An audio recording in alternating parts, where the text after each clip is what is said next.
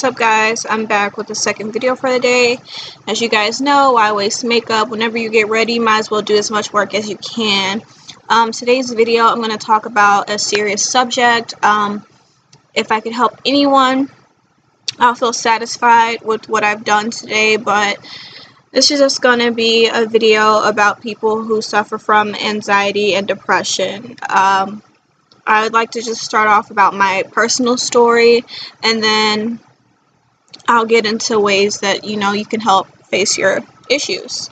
So a lot of times when it comes to your anxiety, whenever you first get that overwhelming feeling, it's shocking, it's uneasy, you're not sure what it is, and then whenever you kind of like do your research, and then it's like, oh, do I have ADHD? Do I have ADD? And then it's like, no, like I'm just worried, like I'm really stressed and I'm really worried, and what it is, it's anxiety.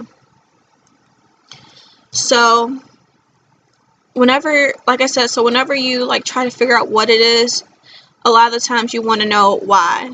Is this just genetics? Did I go through something? What kind of triggered me to have this issue? And for me personally, I went through a hard time as a kid. I lost my father when I was 4 years old. At his funeral, I seen my mother shouting, and I never really understood what was going on. And this is so weird and very off topic and random, but well, it's still on topic. But we were watching a VH1 documentary about Biggie Smalls, and my dad, he was like this heavyweight dude, chocolate skin, curly hair, very handsome.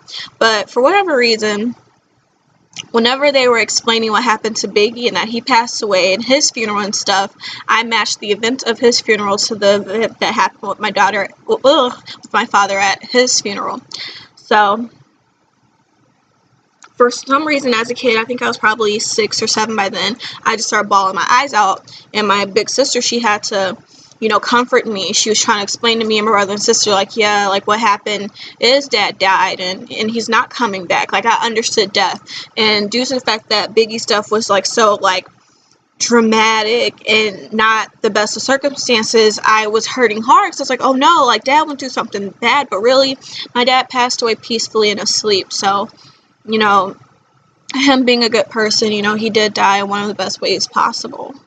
And I think I had anxiety also because we were in the room with my dad. My mom was at work, and we woke up and we didn't understand that. And like I said, it wasn't until 2 or 3 years later where we kind of figured out how to process what was going on, And I also went through some more traumatic stuff, but that's a whole nother story time. And a lot of you could probably figure out with the way this generation is, hashtag Me Too movement, But however it goes, my anxiety didn't really hit me, and I didn't really know what it was until the time I was about 16 or 17, and I was experimenting with drugs. I used to party with my friends. We used to drink alcohol, and we used to smoke marijuana. And at first, it was like a good release. I would feel calm. It would help me calm my nerves down. But after a while of using it and then not using it and then trying to use it again, I would get so paranoid. I would get so anxious. And we also, around the age of 14 and 15, we lost a best friend, one of our best friends, and it was because he had OD'd on heroin. It was his first time ever trying it. No one in our group ever tried it. No one wanted to try it. He just actually went away with someone, and it just happened. So like I said, that's another story. But rest in peace to my friend. So whenever that happened, that's how we kind of knew, like, hey, we'll never do any hard drug, blah, blah, blah. Like, we'll keep it natural. Like, we'll just smoke weed. Some of us didn't for real drink.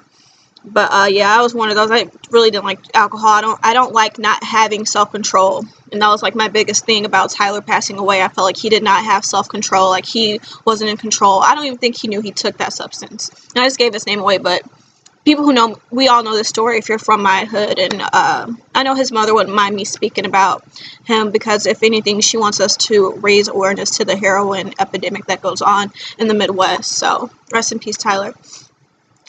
And so after these like traumatic experiences, and then me being this outgoing, fun girl, this smart, intelligent girl, it would come down to times where I would have to present. I had speeches and stuff coming up, especially senior year into college, and I would just get so anxious. I'm like, what's wrong with me? It's like I did not have control over my body, and that's the worst thing with anxiety, because we could be like, if it wasn't for anxiety, if you have anxiety, you feel me when I say this. It's like, if it wasn't for this, if it wasn't for my body, like, my mind could rock it. My mind could kill a show. My mind could do this and do that. Like, there's so much talent and stuff that we have. There's so many ideas that we have, but that anxiety holds us back so much. Even when it comes down to having a job, and it hits you randomly. Sometimes you're totally fine. Like, you feel yourself getting used to it, but for whatever reason, something just triggers you, and it's like you can't control yourself.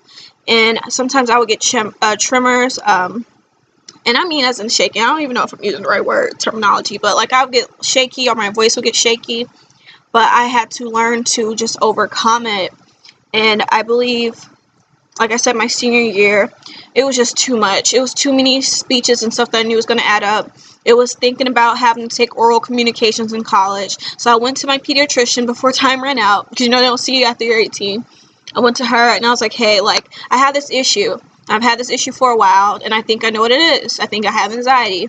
And so she agreed, and she was like, she was proud of me because I went on my own and I talked to her and I expressed to her what was going on. And I was like, you see, even now me talking to you, I'm extremely comfortable with you, but for some reason, like, I'm kind of anxious. I'm like, you know, if you have anxiety, you know, I'm just kind of anxious and uppity. And she's like, yeah, I understand what you're saying. And so she's prescribed me a generic version of Xanax, 0.10 milligrams. And I was already kind of like, because like I said, like, me and my friends, we experimented with drugs and stuff before. So I'm like, oh, I know this is very low doses, and I hope that it can actually knock out my, you know, symptoms of my anxiety, because, and that's the biggest thing that they do not tell you about pills like this. It does not get rid of anxiety. It just tries to calm the symptoms. So that's the one thing I cannot stand about pills and people having to be prescribed it. It doesn't take the disease away. It just tries to lessen the symptoms. So that's why people get addicted to it. And you have to get a higher dosage each time, because, you know, the 10 milligrams that I was getting wasn't going to do anything in the long run. So anyways, I found myself in college, still taking the drug. My doctor was telling me, you know, you have to let the pills build up in your system. You know, it's like a chemical imbalance with you. And so, you know, just let the pills build up. And so by the time I was in college, I roommated with one of my good friends. And she was telling me, like, dang, Dora, like, you're kind of changing. You're like a zombie. There was days where I would just, like, sit in my dorm. I would go to class, and I was sitting in a dorm. There was days where I was like, no, I'm just not going to go. But I would go to class anyways on certain days, come back, I'll have the room all dark, the curtains closed, I'd be in my bed, my friends would be calling me, the guy I was talking to at the time would be calling me. I did not care.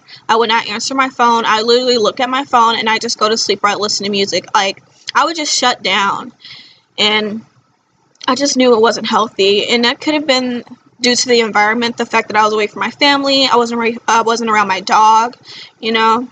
All those types of things that kind of can help a person stay well-grounded when they suffer from this disease.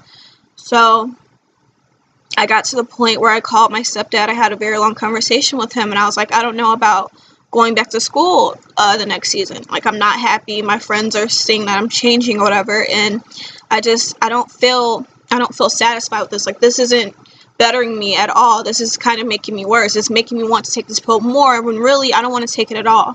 So at that time, he told me, okay, are you going to tell your friends what's going on, or are you just going to pack up and go? And I literally just packed up and left. I didn't say anything to anybody. I only said something to one person, and that was my good friend Rachel. She was roommating with one of my childhood best friends in another dorm, and me and her got, like, really tight and close. Like, we got me on a routine where I would go to school, go eat, go work out, eat dinner, and go back to my dorm. Like, she tried to help me get out of that, go out, party, and go to frat houses and stuff like that, doing all that stuff that would make my conditions and matters way worse. So, you know, shout out to Rachel. And I actually grew up with Rachel too, but we weren't best friends throughout middle school and high school, but we got really close in college. So, like I said, I decided to go home, and I decided to get off of the pills. So now I'm going to speak to you guys about ways that you can fight anxiety, and you can try to not focus on it and pretty much undiagnose yourself of that disease. So like I said, whenever I was in college, I was missing out on the fact that I had my dog. I was missing on the fact that I had my parents around, structure and discipline. I feel like people with anxiety, don't mix your anxiety up with a whole bunch of pills. Don't mix your anxiety up with a bunch of alcohol. I do say you can mix your anxiety up with marijuana, depending on the type it is. You know, there's good indicas or sativas that are specifically good for,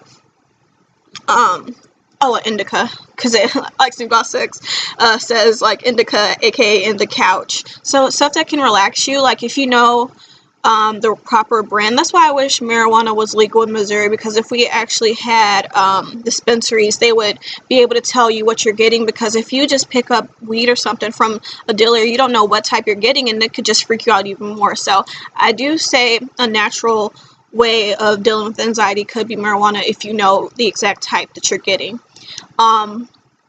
A healthy diet, watch what you eat. It's good to wake up, eat a breakfast. I personally like to eat a good meal and drink coffee. Coffee actually helped me calm down really well. It helped me stay focused. You'd be surprised what a good meal can actually do for yourself. I noticed that a lot of the times throughout high school and college, I would just wake up the latest time possible, throw on clothes, and just go rush right into, whatever I'm doing. But getting yourself on a routine, waking up, getting a proper meal, it definitely changes you. And you can actually look up certain foods that help promote a good sense of mind, a good sense of state of mind, a good focus. All that goes into anxiety. I think they say oranges, if I'm not mistaken. Whatever antioxidants and stuff like that oranges have is pretty good for people with anxiety, or apples or something like that. So I'm like, wow, like, this is why it didn't really bother me whenever I was younger, maybe whenever I was in elementary school, because they made sure, hey, make sure you eat this. We don't care if you don't like your greens and your veggies, make sure you eat that. And that actually did help me stay chemically intact. Also, whenever I came home, and my brother would return home from school, we both would meditate. I was meditating. I took my time to breathe. In and out. In and out. You'd be surprised how well that actually works for you. Just to take time, dedicate a good 15 minutes to an hour to have positive thoughts, and just think of all the good possibilities that could happen to you. Focus on all goodness, because whenever you have anxiety, you worry so much about the wrong things, the negative things, and you attract that to your life. But if you speak goodness into your life, I promise you it'll come to you. They say it's seeing and believing. So, and also when it comes to seeing and believing, be careful what you listen to, be careful what you see. It's a window to your soul. So whenever you allow all that negative in, you attract that to your life. So a lot of that nonsense I cut out. I even stopped watching a whole bunch of reality TV, because I was like, oh my gosh, it's so negative, and stopped listening to some certain type of music. I used to only listen to reggae. I sometimes, for fun, because I'm only 22 years old, I do allow a little bit of music, but I barely don't even listen to Cardi B, how people in my generation are obsessed with her and everything. I don't even listen to that, because I don't want to attract no man that's gonna cheat on me. All that, seriously, that, it's real. It's like the Illuminati and everything. It's like how people say, oh, you guys love Beyonce, but she be singing and telling y'all to hate y'all men, and to be mad at y'all men, and take back a man that's cheating on. You know what I'm saying? That stuff is actually true. And if I can find this video, I'll insert a snippet from this guy going off on this girl saying, hey, watch whatever you watch, because that's what you attract to yourself. What you really need to realize, this world is energy. It's vibes. It's waves. Nigga, the people that come into your life is the motherfuckers you attract into your life. And that's why I tell you, you need to change your motherfucking thought process. Look at the shit you watch on TV. Do you watch anybody having no positive relationships and shit like that? No, you watch a bunch of drama on fucking TV. Nigga, you're bringing that shit into your life. That's what comes into your life. The eyes are the window to the soul. The ears are the window to the soul. Look at the shit you constantly watch. Look at the shit you constantly listen to. And guess what? You can't say that ain't the type of niggas that you get in your life. The same type of shit you watch on TV. Oh, they trapping in the ass. That's the niggas you get. And so, other than that, like I said, meditation, a good diet, having a puppy, I swear, having a dog, they help anxiety for whatever reason. I do not know why. 2, writing down your goals. I have a booklet. I usually keep it right by my bed. It's over there, but I can't reach it. I have a booklet where I write down my goals, my achievements. I get my thoughts down on pen and paper. And if it's anything negative, I get it out of my head, I ball it up, and I throw it away. But anything positive, I keep that in written because that's what I want to happen for myself. And like I said, marijuana too, if you get the proper strand, and it's legal wherever you get it, or you know how to do it where you'll be safe and not get in trouble with the law. What else?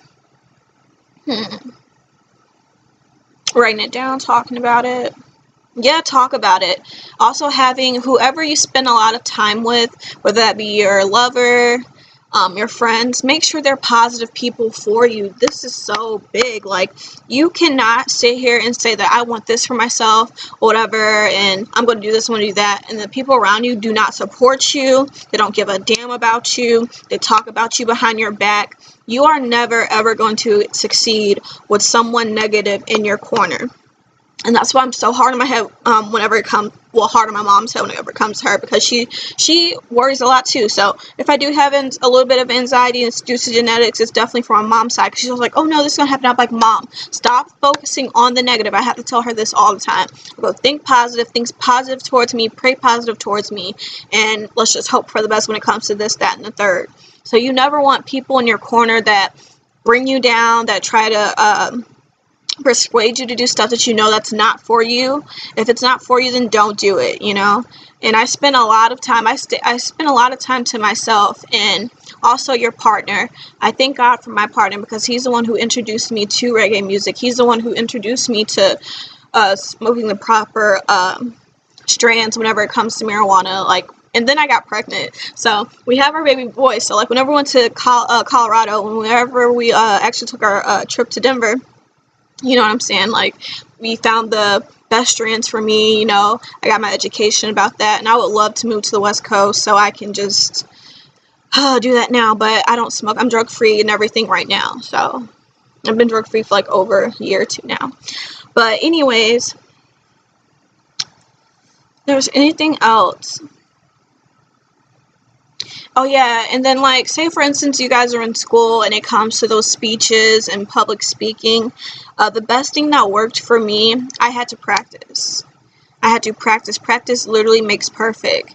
If you, like I said, depending on your circle and how really dedicated people are to you, if you have good friends that will actually sit and listen to you and do your speech, and they don't care if you do it 10 times, like, have people like that. Practice really makes perfect, because if you already know what you're going to say and you can have a few note cards, like my teacher allowed us to have a few notes to kind of glance down while we talk, do that. And once again, practice your breathing. Just breathe in, breathe out, because I realize whenever I have anxiety, a lot of times I'm not breathing at all. I realize I'm not breathing. So it's weird, but yeah. So and yeah, that's pretty much all that I can think about off the top of my head. I drink aloe vera. I hear they have that kombucha. I'll link it down below if I figure out what it is. But it's some drink that they say helps deal with stress and anxiety. So that's a lot of stuff that you guys can try out. But yeah, I'm gonna add some clips to maybe even my public speaking class that I had whenever I had anxiety really bad and I was off meds, whatever, and the note card taking. And if I can find that video when the guy was telling you, be careful what you watch, because what you see, you're putting that, you know, your eyes is a window to your soul. So that's what you're allowing into your soul. So look out for that. And if you guys like this video, like it, comment, and subscribe. Let me know if you guys want more. Help people, help other viewers.